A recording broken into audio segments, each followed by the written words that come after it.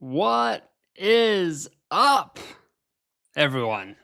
Welcome back from the longest summer break I can remember. But yeah, welcome back to F1 Fantasy Pole Position as we go down the final 10 races of the 2025 F1 Fantasy season. It is going to be fun. It is going to be wacky. It is going to be wild. Drop a hello if you're in the chat, if you can hear me, if you can see me, all that fun stuff. Yeah, it's been like 4 weeks. What? Yeah, 4 weeks exactly since I last did one of these. So hopefully it is all still in tip-top shape and working. Hopefully everyone is doing well. Not expecting the biggest crowd tonight as we knock off the rust from the summer break and we all kind of realize that, oh, F1 Fantasy is back. But QWERTYNet is here. What is up, QWERTYNet?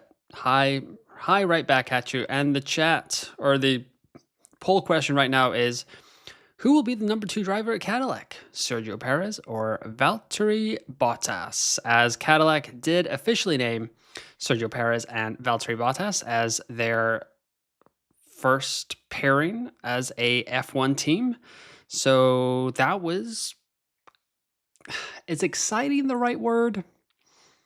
I don't know. Maybe exciting isn't the right word, but it was good. It was good. Stream looks fine, says QWERTYNet. Nixie is in the chat. Hi, Nixie. Let's hope for a banger in the Netherlands, says Henry. Yes, I think we would all love a banger in the Netherlands. Nixie713 says there will be no number 2 driver. Nixie713, I was thinking about you over the summer break because I was listening to a ton of Planet FPL and you were dropping into the Ask James streams. So I was like, I'm pretty sure I know that person. So great job by you getting some of your questions answered by James. Nixie was saying, was it exciting? It was so obvious. It was pretty obvious. Yeah, I couldn't really think of anyone else that they were kind of like gonna go with in that regard. I mean, there were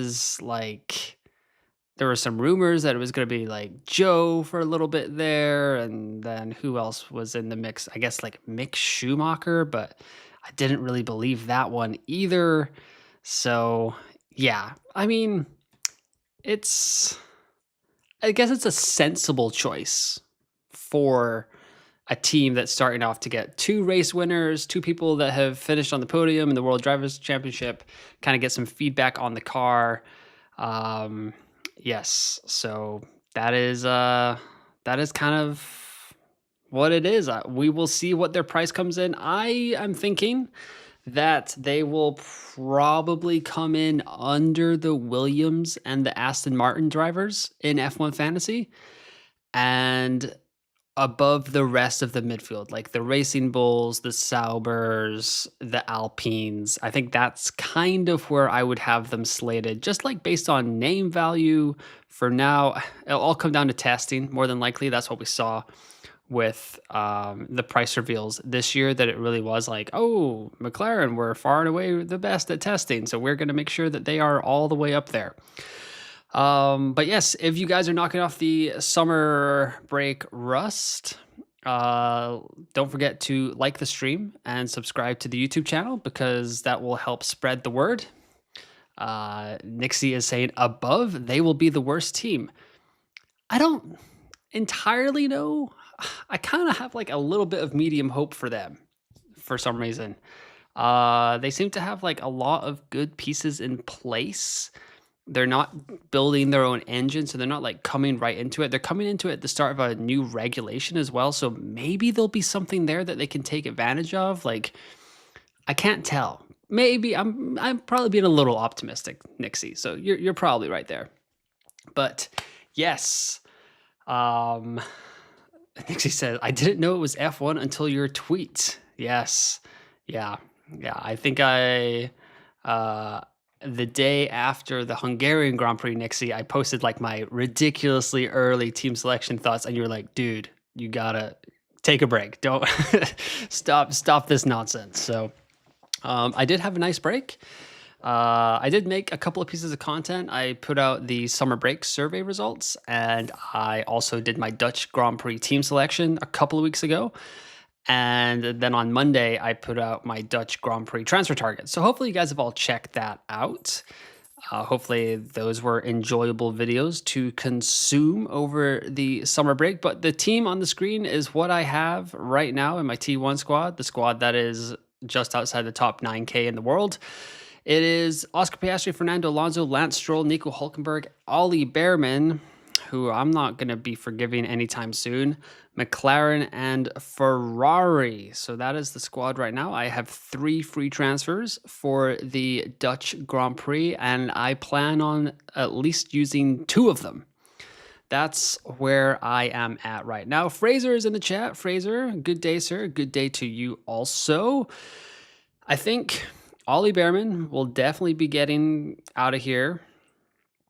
And I'll be bringing in Gabriel Bortoleto because he is the easiest of guys to bring in. Nixie saying, yeah, I had a hard in Hungary. Behrman and no Alonso or Bortoleto dropped from 900 to 1.9K. Oof, that is rough. Yeah, I think I dropped from just outside top 8K to outside top 9K. But a lot of people did play their limitless chip. I think there were a lot of chips kind of flying around in Hungary a tiny bit.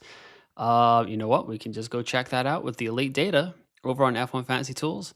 Let's see here. In Hungary, okay, so for the global top 500, only 1.4% of the global top 500 played their limitless chip, but 3.8% played their extra DRS boost. So that's interesting, which is the second highest race that has been played, along with 12% in Belgium. Wow. A lot of people went all the way out there with the at Spa. I remember that. That was kind of still a little strange to me. But so Bortoleto will be coming in. I'm pretty sure I'm going to keep Alonso. I want to bring in Liam Lawson as well. It's just between Lance Stroll and Nico Hulkenberg. Who am I going to bring in?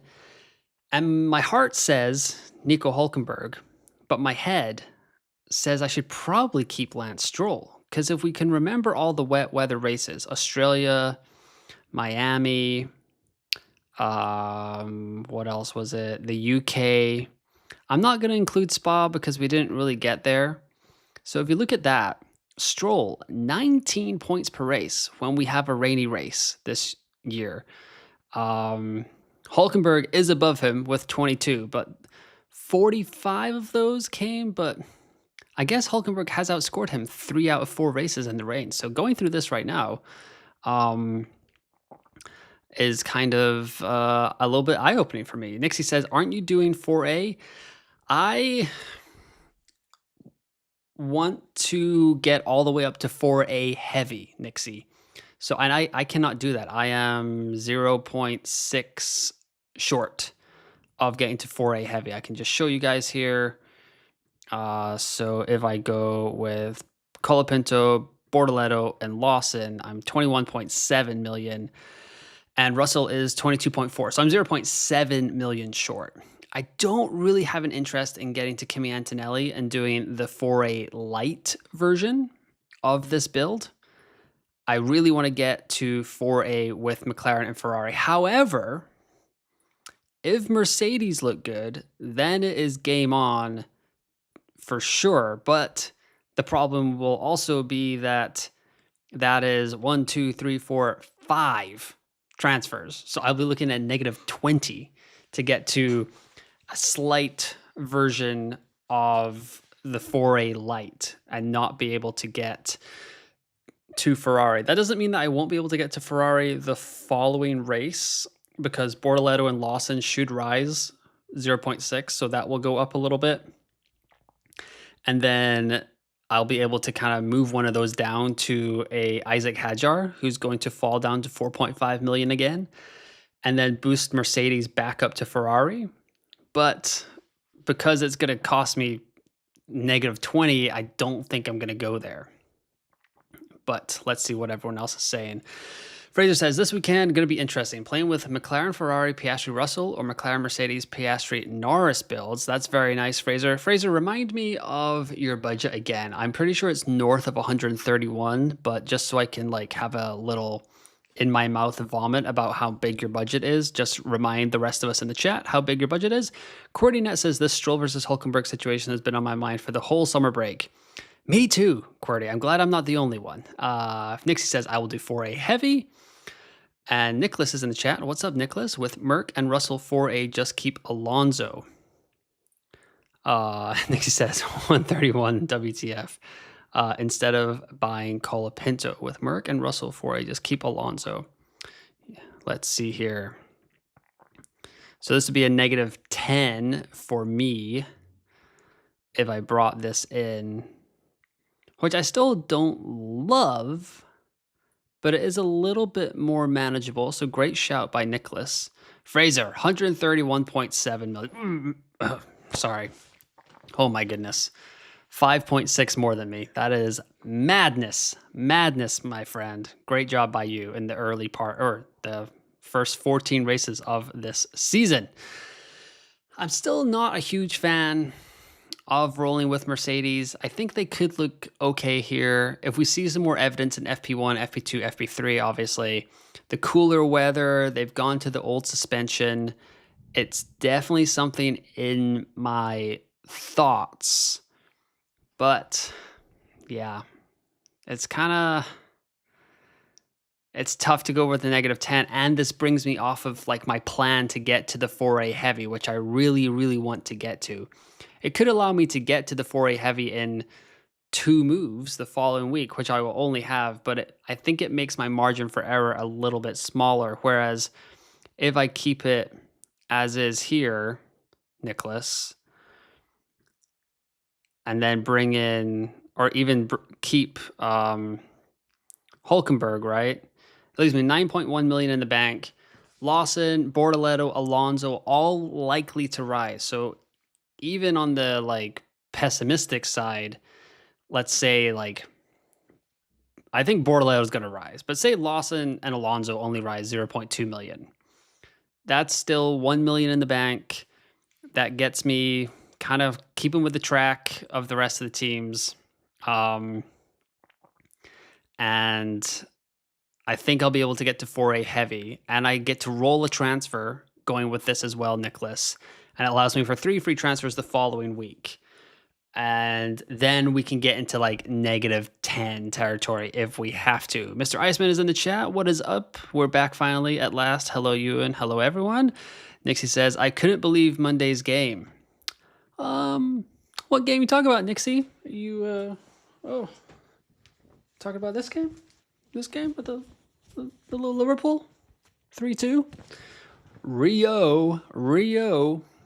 That was madness, but yes. I am looking forward to some more chaos in fantasy sports and F1 fantasy. FPL has been a bit of a disaster to start the season right now. I'm honestly too scared to even check my rank because it's just, I did go Holland over Mo, so that went okay. But the second week was not as good. So I think I'm just gonna roll again this week and just let the chips fall where they may. Alrighty. So budget building, if we haven't all looked at this over the summer break obsessively, like myself, we can see that Bortoleto, Lawson, Alonso, Sainz, Stroll, Hulkenberg, Albon, those are really the only tier B drivers that I would think have a chance of rising this weekend in Zandvoort. Bortoleto seems like he's on for it. Lawson's on for it. Alonso, every race he has finished, he has scored at least 4 points. So he needs 3 points for a great price rise. So hopefully, if he can finish the race, he will continue that stretch. Sainz is an interesting debate for me because I think he's going to be... Williams is traditionally strong in Monza. And you could bring Sainz in 1 week early. It's just, I feel like his ceiling is a little bit lower. His season high in points is 13. And Stroll and Hulkenberg, Stroll's hit that in 2 of the last 3 races. Hulkenberg's hit that in 6 of the last 7. So it kind of feels like Sainz's ceiling is Stroll and Hulkenberg's floor, which I don't love. And just with the reliability of the Williams, it makes me a little bit nervous to take a punt on Sainz, who doesn't have as high of a ceiling, has a pretty low floor, whereas I could just keep Stroll and Hulkenberg, or one of Stroll and Hulkenberg, for Bortoleto and Lawson, and then maybe just hold off on Sainz. Maybe he has a really good weekend. Like, he could rise a little bit, but I could still then move down from Stroll and Hulkenberg, keep Bortoleto and Lawson, and use that extra money to get to the 4A heavy lineup the following week in Monza. So I'm kind of in two minds about Sainz. Right now, I would say I'm like 70-30 not bringing Sainz in. The problem is that Zandvoort and Hungary are pretty different tracks. Like, still kind of hard to overtake, but the changeable conditions and stuff, it will be interesting to see, because it's like Aston Martin were so bad at Spa and then they were so good at Hungary. It's like, what are we going to get in the Netherlands? So putting a lot of the eggs in the Aston Martin basket does scare me. But I guess the same could be said for Sauber. However, like, Bortoleto and Hulkenberg have been getting it done for like the second quarter of the season. Nixie says, don't talk about FPL. Nicholas, my FPL team has been cooking thanks to Ekatike and Gakpo. May it continue against Arsenal and Burnley. I would love that, because huge Liverpool fan. Raphael says, I may have made an oopsie, used Limitless. Well, if you're using Limitless this week, Raphael, don't forget to enter your team into the Mid-Season Masters 2025 Mini League. There's 11,000 teams in there already, and you can win £2,000. It is a one-off race. So don't trust Aston, Austria. Oof, yes, still have the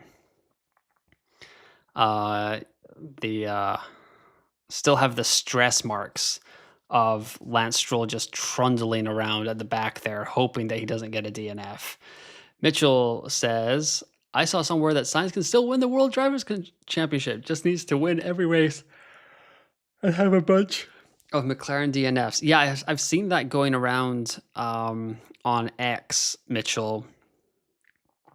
It was like, can they still win the Drivers' Championship or something? So, yeah, I'm not sure. Mitchell says, on a real note, thoughts on No Negative this weekend for those who still have it? I mean, I'd have to get closer to the race where it looks like it's going to be wet.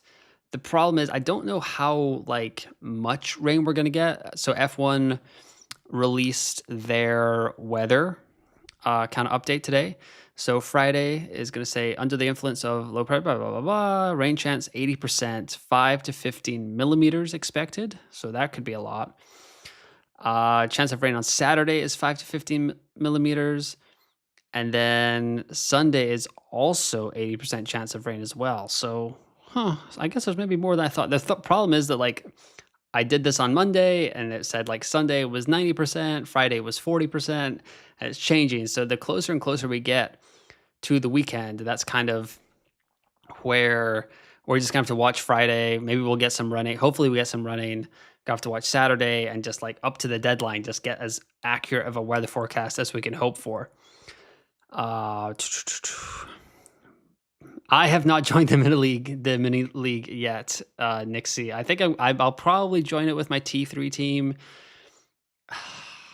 I was kind of hoping that they would do a later mini league, kind of like the McLaren mini league they just did with 3 races, because my T3 team still has a lot of its chips left. So I was hoping to go there, but maybe I'll smoke them if I got them for this Limitless here. Raphael says, any tips? You can't go wrong with triple McLaren, Raphael. You also could probably look at, Ferrari are quite bad in the wet. So if it's just cool and a little bit dry, it's maybe Mercedes is worth a shout. But if you're using it on your T1 team where you're trying to go up the global rankings, triple McLaren, Ferrari, Max, George and Charles, maybe? I still don't know if I trust Lewis. He still seems in a bad place. Nicholas says, if it's wet, it could be a stroll masterclass, and if not, a stroll, but without the S. Yes, that's a good point. Mr. Iceman, I don't know where I started worse, F1 or FPL. LO, disaster upon disaster everywhere. Yes. Yeah, I haven't hit my wild card. I hit my wild card in the second race of the F1 fantasy season this year, and I have avoided hitting the wild card in FPL. So here we go. Nixie713, I will win the mini league. It's for one race. Haha, everyone have same points. Yeah, that's kind of the thing. It's like, if you want to win something like that, you have to get super weird. Poll on who we think wins the Drivers' World Championship. Sounds like a great idea. All right, so 65% of y'all think Sergio Perez will be the number 2 driver at Cadillac, and Bottas, I'm assuming that means that 65% of you think that Bottas will be the number 1 driver. Let's see here. Alrighty. Start a poll. Who wins the WDC? Piastri, Norris. Start poll. The Thingies says, is 4A heavy worth it if it requires a -10 even with 3 free transfers? If you can get to the 4A heavy lineup, I am pretty much pro that, especially if you're going to bring in the back markers like Bortoleto and Lawson, get more budget. You can burn and churn those back markers. So like Bortoleto and Lawson rise, right? And then Isaac Hadjar is going to fall down to from 5.1 million down to 4.5 million. If you didn't like what you saw from Bortoleto or Lawson, you can drop down from one of them to Hadjar at Monza, and then just kind of try to use that 0.6 million that you've gained somewhere else. Maybe upgrading like a Stroll, or I don't know, we're trying to think of the kind of ranges where that would help. Maybe an Alonso to an Ocon if all of a sudden you like Ocon, or if Ocon puts in a performance but he falls and he's looking better for Monza. Like if Alonso rises, Ocon falls. Like you could be in a situation where those two are very close. Maybe even like raise it from a George to a Lewis if you have or a Leclerc if you have enough budget there as well. So I think for -10 it's worth it because you will be getting a boatload of points from those 4A heavy lineups. Let's see here. Rob, Formula Fantasy Hub, back from the summer break. What is up, mate? Hope you're doing well. Says, want to get your take on this. I probably won't do it, but thoughts on running B-tier constructor to set up a team for autopilot with Norris/Piastri this weekend in the wet. Whew. That is an outside shout, sir, but it is some brave thinking, and sometimes the bravest thoughts get us through. But man, so I'm looking. We've got on the screen here. We've got the tier B drivers over here in the budget building. I'm trying to think. I mean, Aston, Kick, Williams. I mean, if you're dropping down from Ferrari to Williams, you're saving like 15 million anyway, so you can get up to Norris quite easily. I don't hate it in theory. It's just, I think we'd have to wait for the forecast, obviously, a little bit closer, Rob. But it's for some reason, it's kind of weird that you said this, because it did cross my mind today, like, is Williams worth a shout? Because James Vowles came out over the weekend or over the summer break and was like, these next 3 tracks should be strong for Williams. Netherlands, Monza, Baku, they've done quite well here, qualified quite well here at the Netherlands recently. They've done well at Monza traditionally. They had double points finish at Baku last season. So Williams could be okay. I think, Rob, if I am not mistaken, you have your wild card, right? So if you are a team like Rob that has their wild card, a strategy like this is kind of enticing, because if it all goes disastrously wrong, you have the wild card in your back pocket as kind of a get out of jail free card. Like, you've constructed it. Williams has a disaster. Norris Piastri is not working out, and you just want to get back to the meta as fast as possible. if you have like 2 or 3 free transfers and you don't have a wild card, I don't think I would go with the strategy just for like long-term thinking.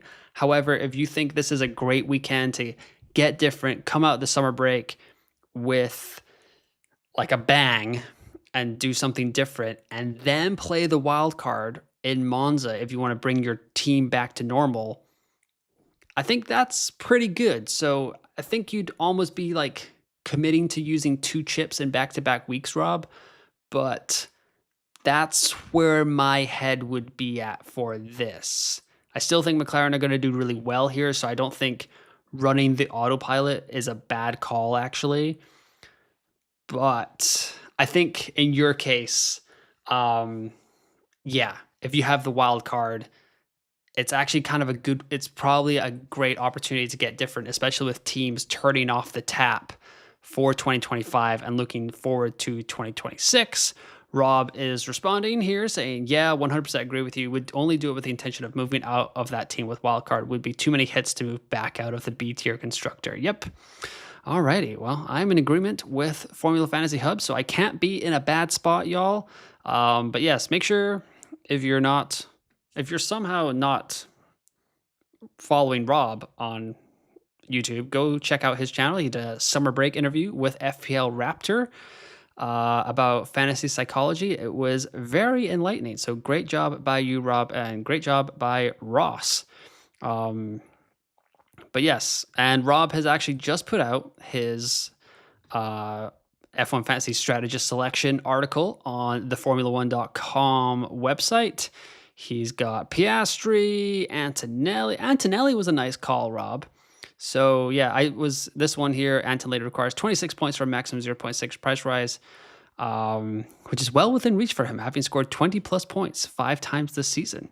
Yes. I don't think I'm bold enough to go with Antonelli to get to the 4A light lineup, but it is kind of in the back of my thoughts. NM says, I need budget, looking to swap Ferrari for Aston and then bring in Norris to counter the drop in points. Rest of the team, McLaren, Piastri, Alonso, Lawson, Bortoletto. Should bring in plenty of budget along with Aston. What do you think? If you're budget building, I think that is a great move, NM. Not bad at all. 88% of you think that Oscar Piastri is going to bring home the World Drivers' Championship. That is interesting because I think it is mighty close. And I'm not entirely sure what's going to happen. I mean, Lando came out of the summer break last year at this Grand Prix and really gave it to the rest of the field. I think he beat Verstappen by 22 seconds despite giving up the lead on the first corner. Was it first corner or like the first or second lap or something? So, but yeah, so Lando definitely is good at this track. Alex Riga says, great in June, hate hearing about rain. Reminds me of the Silverstone disaster or the Australia disaster or the Miami disaster or the Spa disaster because there was supposed to be rain and there never was rain because the FIA is scared of rain. So there is that as well. But if you guys are watching this and you are noticing that you can't comment, it's because I've got subscriber mode turned on. So don't forget to subscribe to the YouTube channel and like the video. Moving forward, also over the summer break, I took the plunge and I have launched a Patreon that is more so building towards 2026. But if you want early access to my videos, if you want to hop in a Discord with me and get member shoutouts at the end of every pre-recorded video, go to the link in the description below and join the Patreon. That would be awesome. 90% think Oscar. So 18 of the 20 votes so far. Yeah, Silverstone disaster. I don't remember what team you had, Alex, but I remember I somehow escaped out of there without no negatives, and then I played it in Spa and walked away with a 4-point difference. So that was fun. That was fun. Whew, man. I am up on a Wednesday night. I am checking. I'm mostly hoping that I'm going to see Grimsby Town beat Man United here in the Carabao Cup right now, but we'll see how this goes. Everton play Mansfield. Second round of the League Cup, and Manchester United is in. I'm not entirely sure if that's happened in my lifetime before. Fraser says, currently thinking McLaren, Ferrari, Piastri, Leclerc, Alonso, Lawson, Bortoleto. Oh, Fraser, I am so jealous of your budget and your team. But I really like it. Yeah, McLaren, Ferrari, Piastri, Leclerc, Alonso, Lawson, Bortoleto. I have a very similar structure to that, but I just have Nico Hulkenberg or Lance Stroll instead of Charles Leclerc. So I'm thinking that you'll outscore me there. Alex says, had Hadjar, Bortoleto, Lawson. That is rough. That sounds like my Australia team at the start of the season. Arthur Scott Hughes is in the chat. What is up, Arthur? Why aren't we considering Antonelli more? Needs 12 points to get a 0.2, and Stroll/Hulk need 5. Could be a nice differential. Could be. He takes up a little bit more budget, and he is just a little up and down for me, Arthur. It's a good shout. There's actually been quite a few people, like, whenever I've been posting on X and stuff, being like, are you ignoring Antonelli? What's going on here? But he needs 25 points for max price rise. And honestly, I'm just going after max price rises. Like, I'm not trying to really get into the 0.2 game. And Antonelli, he had 21 points in Spa. He had 10 points in Hungary, which was not great. But, like, fastest lap here. So, like, on the season, Antonelli is 1, 2, 3, 4, 5, 6, 7, the 8th highest scoring driver. But, and I'm not entirely sure how this is going to look, so we'll just do it here. If we take out the bonuses, Antonelli falls quite a bit. So he has been saved at times by fastest lap and driver of the day. Because look at this. He falls all the way 1, 2, 3, 4, 5, 6, 7, 8, 9, 10, 11, 12. Drops all the way out of the top 12 if he doesn't get the bonuses. And outside of Australia, where he had 12 positions gained, he needs 25 points. He's had that once in Canada where he gets a podium. And that's it. That's the only other time he's been above 20 outside of the first race in Australia. So he has the capability of scoring that many points. It's just the consistency is not there at all. Like, especially over the second quarter of the season, the last 7 races, -2, -12, 25, -18, -18, 11, 10, makes it really hard for me to trust him to get 26 points. So I don't love that too much. And I mean, if we do, so this will be kind of enlightening, hopefully. Ant plus Hulk plus Stroll.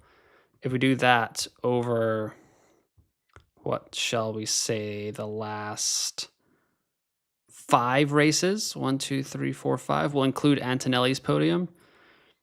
Like, oh, that didn't work. Plus Stroll. Like, Antonelli's all the way down here, 2.4. I mean, I know it includes a couple of DNFs there, but, like, it's just Hulk and Stroll are cheaper and more. I feel like they're more likely to rise 0.6 million. Fraser says, if Mercedes look good, we'll probably go with McLaren, Mercedes, Piastri, Norris, Lawson, Colapinto, Bortoleto. Okay, yes, brings out a little bit more risk for me, Fraser, with Colapinto. Just not a huge fan of him at all, but that's where we're at. But yeah, I mean, that's still a banging lineup. McLaren, Mercedes, Piastri, Norris, that's awesome. And then Lawson and Bortoleto, both pretty much set to rise 0.6 million. Not too bad at all.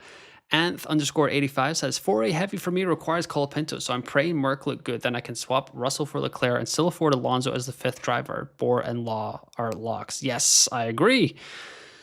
Paul C says, just joined. How you been, Ewan? Looking forward to a race weekend. Yes, I am so ready for the race weekend. Yes, it's been a long summer break. It's been a good summer break. It was quite nicely timed because I had done literally 0 FPL research and 0 NFL fantasy football research.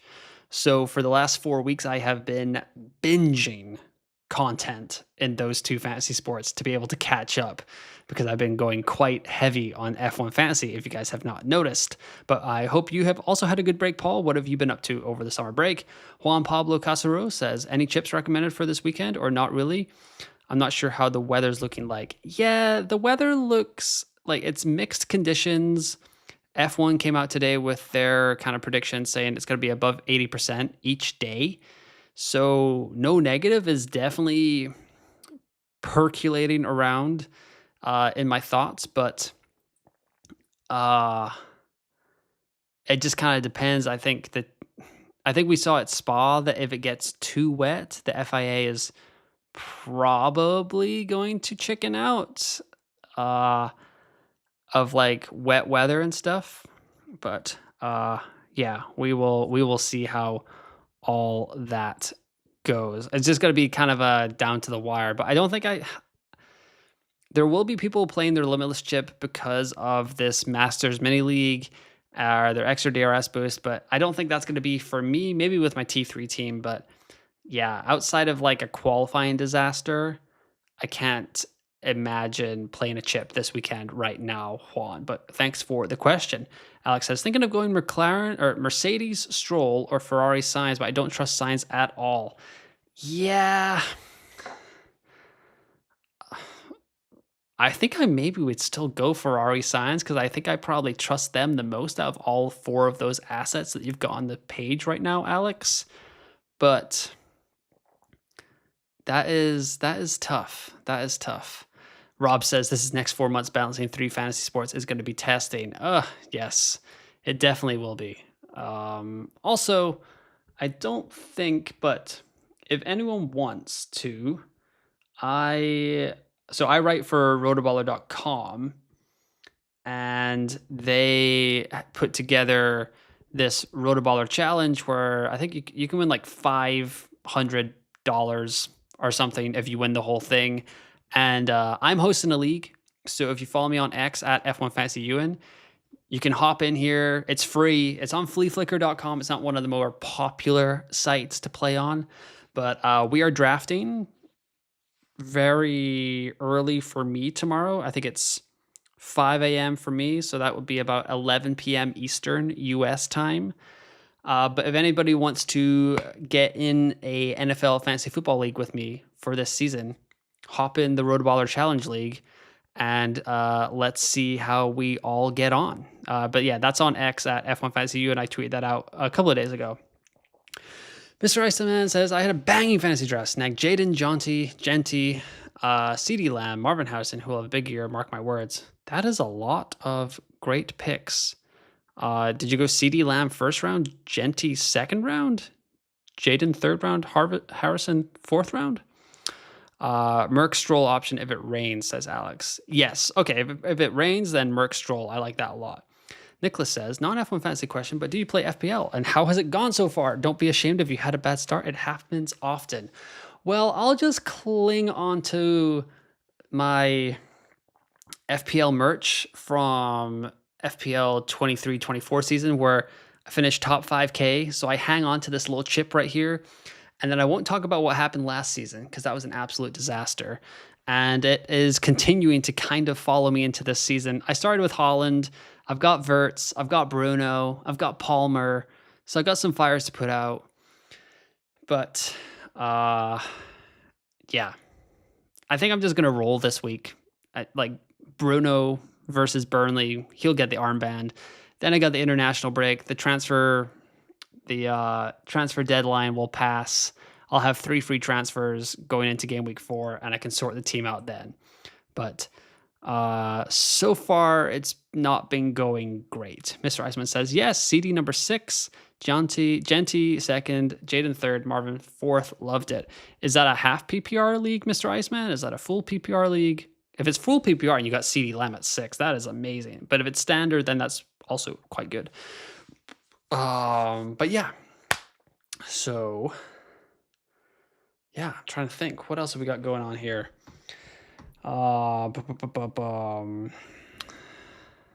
Safe to say we stay clear from Gasly this year. Yes, I think we should stay clear of Gasly, especially this weekend too.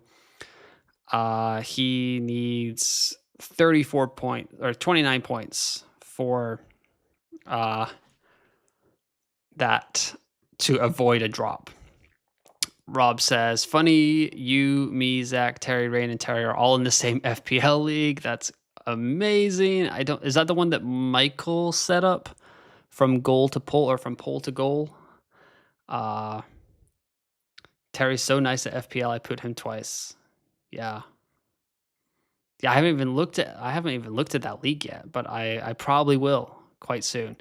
Mr. Iceman says full PPR. Oh yeah, getting CD Lamb at number 6 in full PPR. That is quite nice indeed.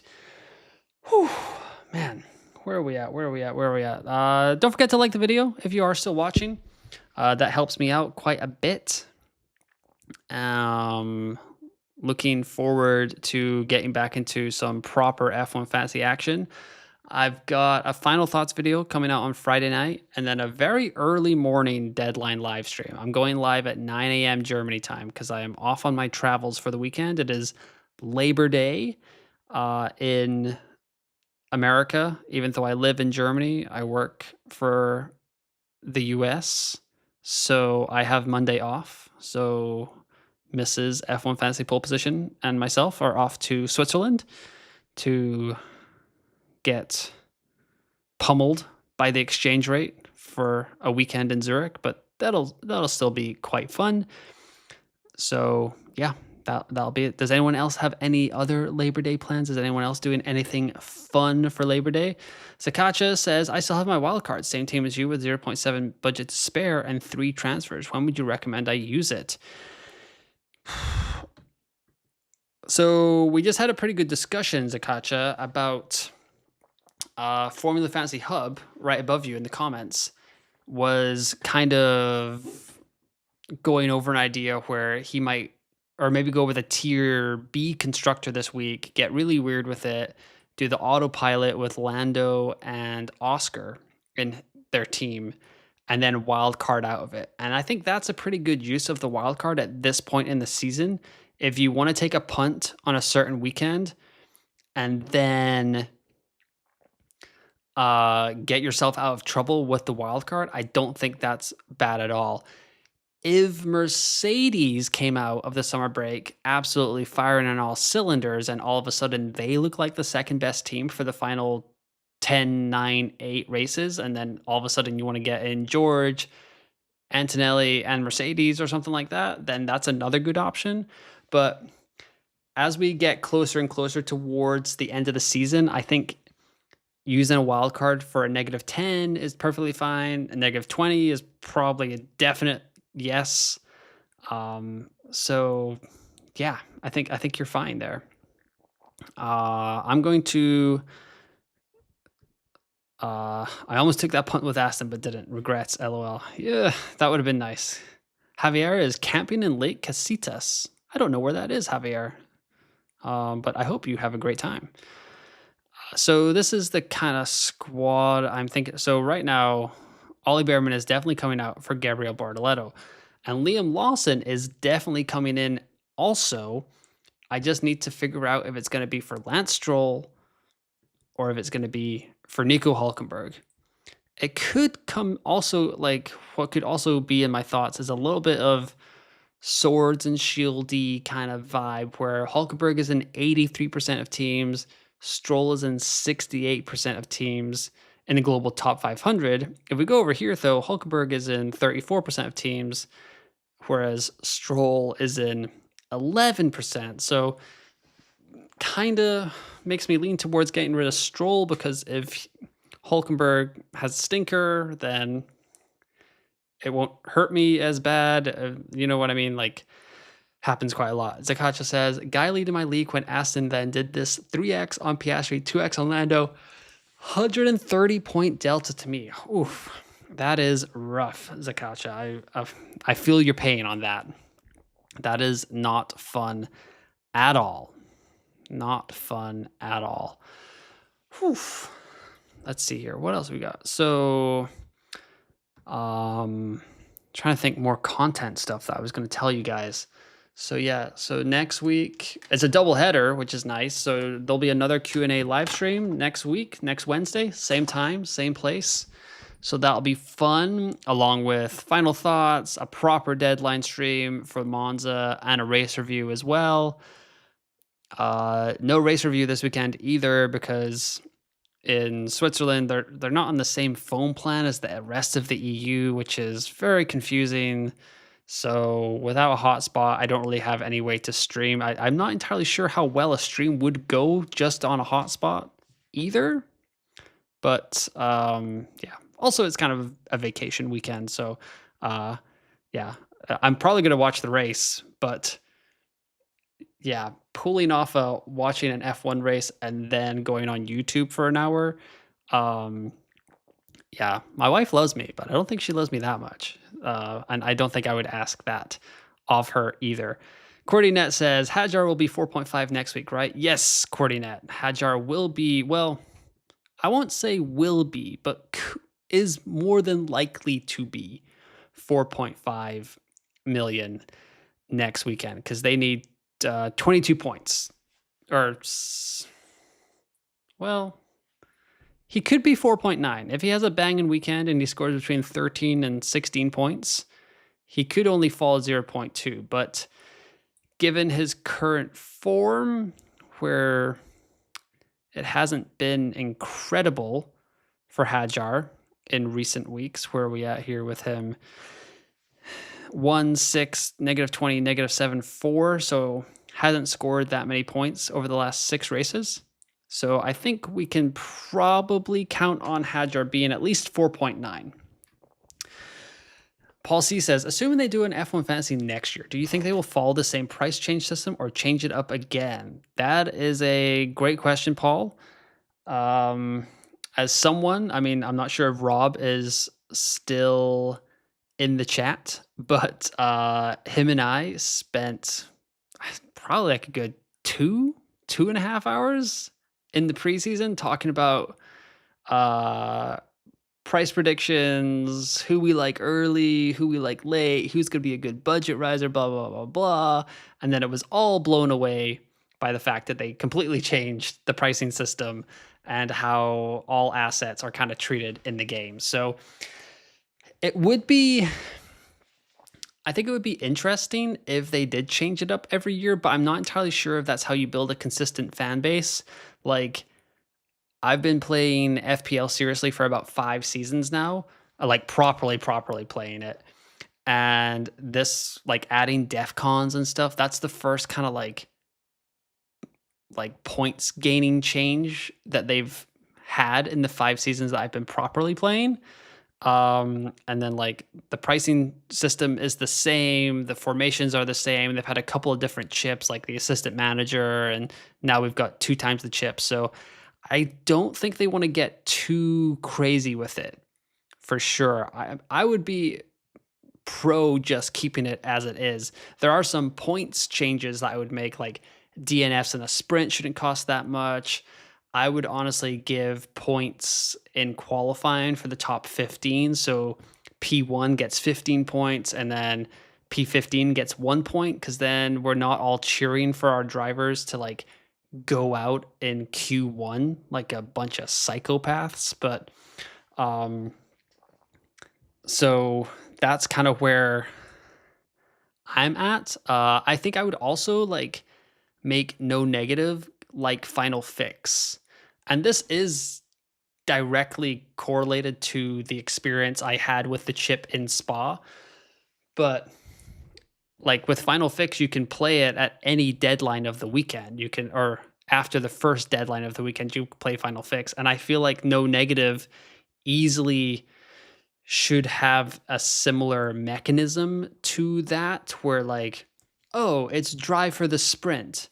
Okay, like I won't play it. And then you wake up on Sunday morning and it's like, there's been a torrential thunderstorm overnight in Brazil and it's going to rain the entire race. Like, that feels a little unfair to not be able to take advantage of that, especially when you can do it with the final fix chip. So why can't you activate the no negative for any sessions?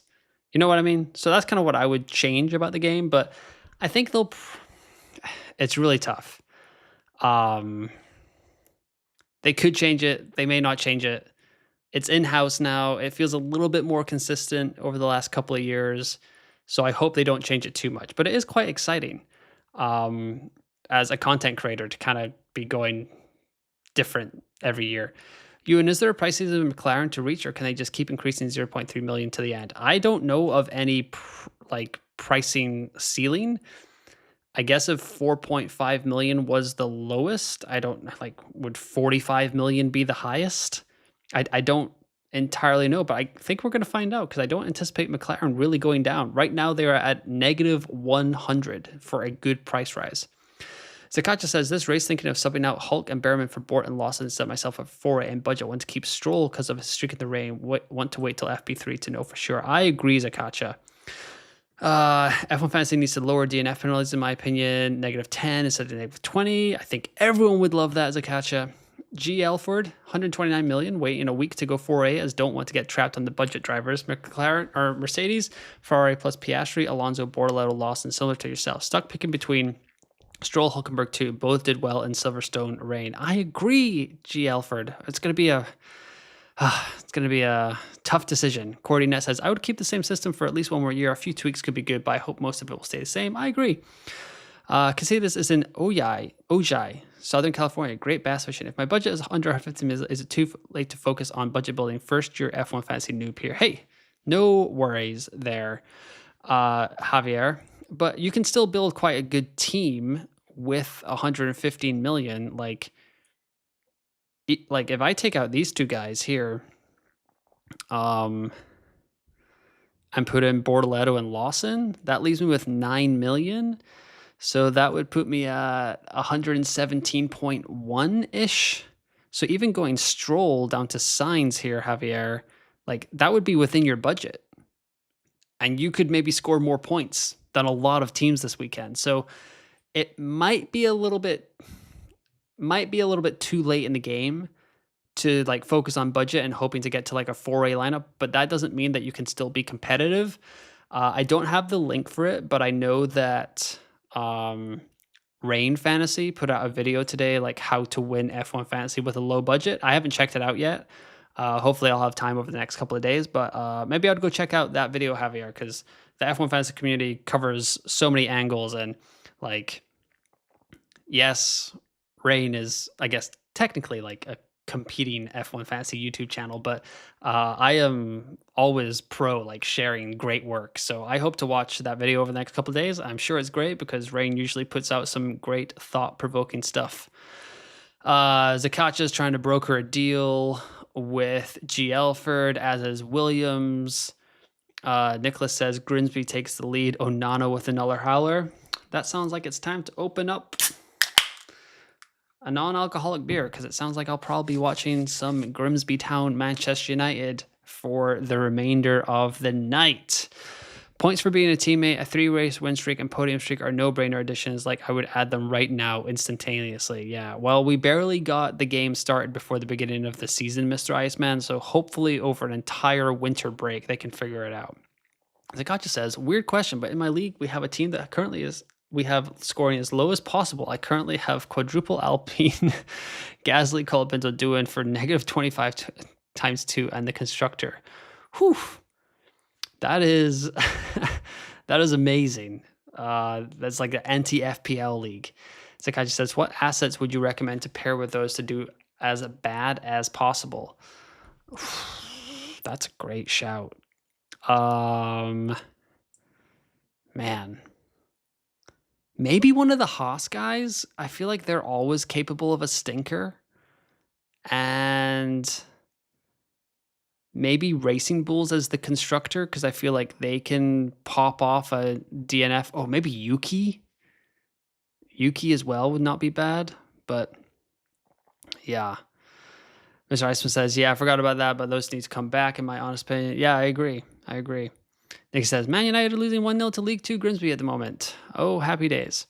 G. Elford says, also, surely Williams that's in the same DNF sinking boat as Gasly at this point. Not sure why people expect them to do well in Monza either.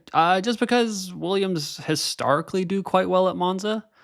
James Vowles came out over the summer break, G. Elford, and was talking about how Zandvoort, Monza, and Baku should be quite good for Williams. And I'm wondering if that's the biggest 3 chances they will have to score points this season, because they have quite obviously turned off the tap for 2025 and they are focusing on 2026 at this point. So we will see if they can get some points over the next 3 races and secure P5 in the Constructors' Championship. Cordy says, that's a very unique question, Zakaja. Yeah, sounds like a really fun league, actually. Have Williams, Alonso, and Bort as of right now. Alonso and Bort need to go. Yeah, they're scoring a bunch of points. So yeah, we don't need them in the team. 91% of y'all think Piastri is going to win the World Drivers' Championship. Okay, we will remember that at the end of the season. But yeah, we're just getting ramped up here, everyone. Just kind of getting back into the flow of things in F1 Fantasy. I appreciate everyone that has tuned in tonight.